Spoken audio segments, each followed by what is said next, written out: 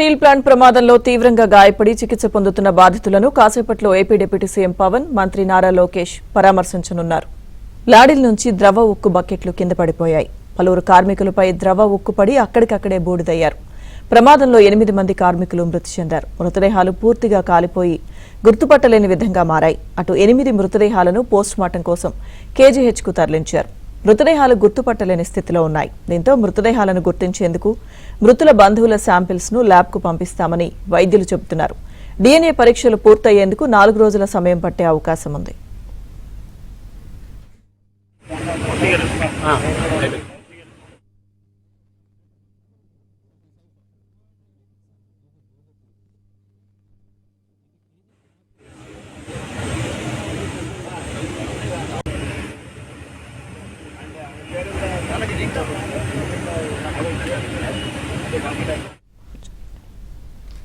KGH hospital వద్దకు మంత్రి నారా లోకేష్ చేరుకున్నారు. పూర్తి సమాచారం తెలుసుకుందాం. మా ప్రతినిధి సతీష్ సిద్ధంగా ఉన్నారు. సతీష్,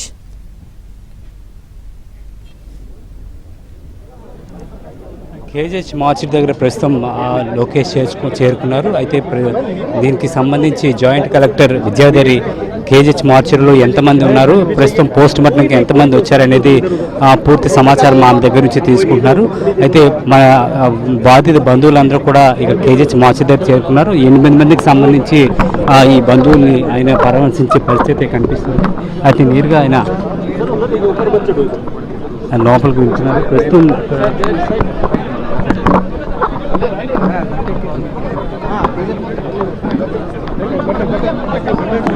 ఇప్పుడు బాధిత బంధువులందరినీ పరామర్శిస్తారు. వారిని అడిగి కూడా విషయాలు తెలుసుకుంటున్నారు. ప్రమాదానికి సంబంధించిన తీరును కూడా ఆయన ఇక్కడి నుంచి నేరుగా ఆయన బాధిత బంధువులందరినీ కూడా ఆయన పరామర్శించి అనంతరం ఇక్కడ మొదటగా కేజీహెచ్ చేరుకుంటారు. కేజీహెచ్ అక్కడి నుంచి అనంతరం ఆయన నేరుగా స్టీల్ ప్లాంట్ ఏదైతే ఘటన జరిగిందో ఆ ప్రాంతాన్ని పరిశీలిస్తారు. అయితే ప్రస్తుతం మాత్రం ఒక్కసారిగా బంధువులందరినీ కూడా పరామర్శించే పరిస్థితి ఏర్పడడంతో ఒకసారిగా ఇక్కడ మొత్తం బంధువులు అందరూ కూడా సిపిఐ ఈ కమ్యూనిస్ట్ నేతలందరూ కూడా చేరుకున్నారు. పరిస్థితి వాళ్ళకి ఏం కావాలనేది బాధితుల నుంచి సమాచారం తెలుసుకుంటున్నారు. అదేవిధంగా ₹1 ఇవ్వాలంటూ కూడా డిమాండ్ చేస్తారు. గతంలో కూడా ప్రైవేట్ కంపెనీలో జరిగిన ప్రమాదాల్లో ₹1 ఇచ్చారు. ఇప్పుడు స్టీల్ ప్లాంట్ వంటి కంపెనీకి కేవలం 25 లక్షలు ఇచ్చి చేయించుకోవడం అనేది సరికాదంటూ కూడా ఈ సిపిఐ నేతలు ఇక్కడ డిమాండ్ చేస్తాయి. అయితే దీనికి సంబంధించి భూపతి శ్రీనివాస్ ఈ కాసేపటి క్రితమే కేంద్ర మంత్రి వారితో మాట్లాడడం జరిగింది. పోయిన వారిని మనం తీసుకురావాలేమో, ఎంత ఇచ్చినా తక్కువ అంటూ కూడా ఆయన చెప్పడం జరిగింది. కాబట్టి దీనిపైన పునరాలోచిస్తామని కూడా ఆయన చెప్పారు. ఏదైతే నష్టపరిహారం కాదు, ప్రస్తుతం బాధితులకు అండగా ఉండాలి. బాధితులతో మాట్లాడిన తర్వాత మొత్తం విషయాలన్నిటి కూడా వెల్లడిస్తానని కూడా ఆయన చెప్పడం జరిగింది. అదే సిపిఎం నేతలు కూడా అక్కడ లోకేష్తో మాట్లాడటం జరుగుతుంది. అయితే దీనికి సంబంధించి నష్టపరిహారం అనేది ఎంత చెల్లించాలనే దానిపైన పునరాలోచించాలి. గతంలో కూడా ఇటువంటి ప్రమాదాలు అనేకం జరిగాయి. కాబట్టి ఇలా ఇంత 25 లక్షలు నష్టపరిహారం పడింది సరికాదంటూ కూడా వారు ఇదివరకు కూడా కేంద్రం అయితే చెప్పడం జరిగింది. ఇప్పుడు లోకేష్ కూడా నేరుగా చెప్పే అవకాశం అయితే కూడా కనిపిస్తుంది. కాబట్టి దీనిపైన పూర్తిగా బాధిత బంధువులతో మాట్లాడిన తర్వాత వారిని పరామర్శించి అదేవిధంగా ఇక్కడి నుంచి కేజీహెచ్కి వెళ్తారు. అనంతరం అక్కడి నుంచి స్టీల్ ప్లాంట్కి వెళ్ళి ఘటన ప్రాంతానికి వెళ్తారు. ప్రస్తుతం అయితే బాధిత బంధువులతో ఆయన మాట్లాడతారు నేరుగా. అసలు ఎప్పుడైతే జరిగింది ఈ ప్రమాదానికి సంబంధించిన వివరాలు కూడా వాళ్ళతో అడిగి తెలుసుకుంటున్నారు. ప్రస్తుతం మనం చూడొచ్చు ఆ బాధిత బంధువులతో ఆయన మాట్లాడుతున్నారు.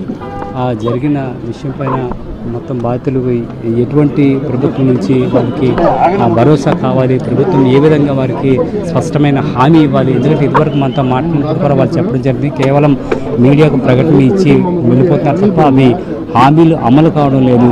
దీన్ని నేరుగా వచ్చి వాళ్ళే స్పష్టంగా చెప్పాలంటూ కూడా ఇందాక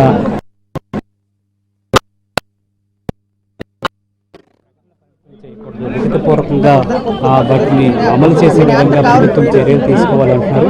అయితే ప్రభుత్వం కూడా క్లియర్గా చెప్పడం జరిగింది. గత రాత్రి కేంద్ర మంత్రి కుమారస్వామి కూడా చెప్పడం జరిగింది, ఎవరైతే మృతులు ఉన్నారో మృత బంధువులకు కూడా ఒక పర్మనెంట్ ఉద్యోగం ఇస్తాము, అదేవిధంగా 25 లక్షల నష్టపరిహారం చెల్లిస్తామంటూ కూడా చెప్పడం జరిగింది.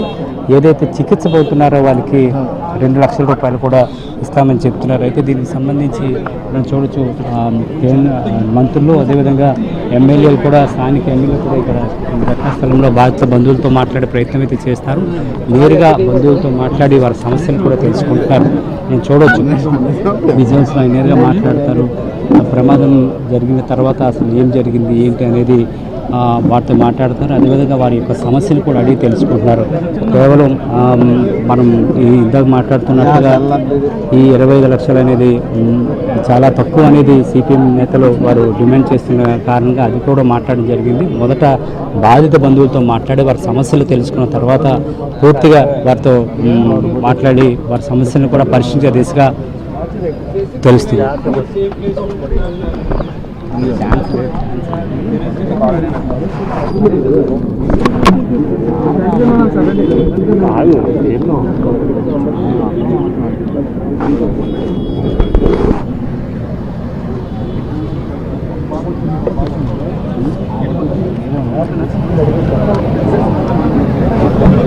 వీడియో కూడా కొట్టిస్తాను.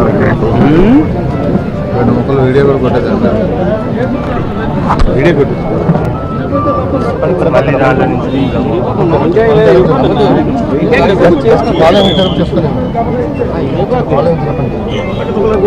లేట్ అయిపోయావా?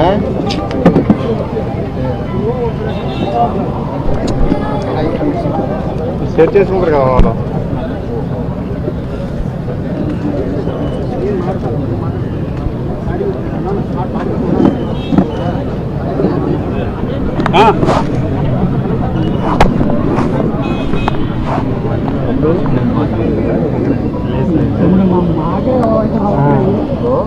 లేదు